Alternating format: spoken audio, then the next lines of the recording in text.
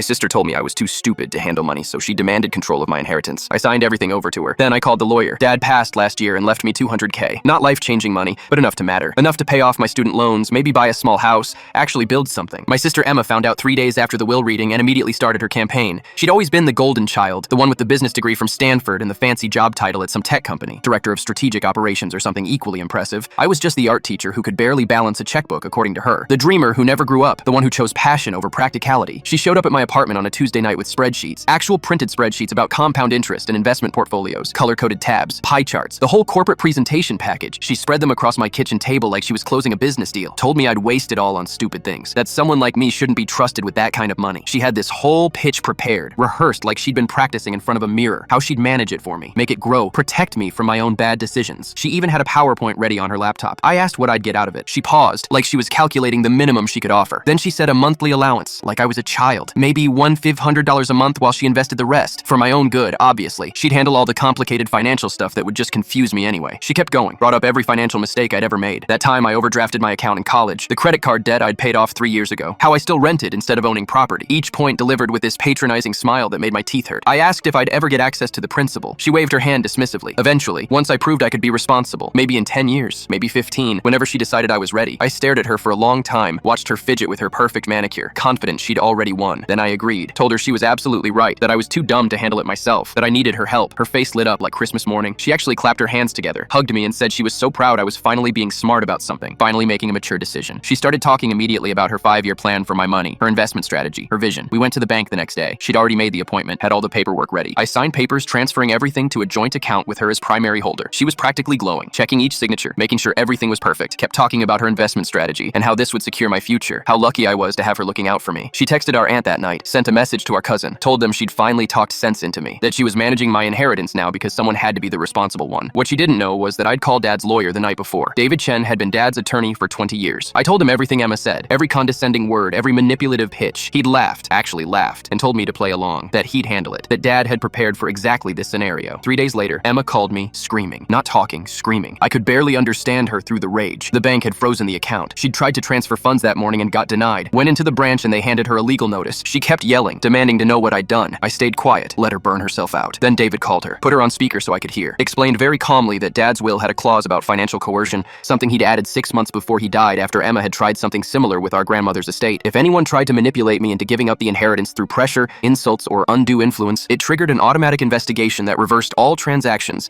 and permanently banned that person from any claims to Dad's estate, present or future. Emma got cut off completely, and I got every dollar back, plus the $15,000 she'd already moved into her personal investment account.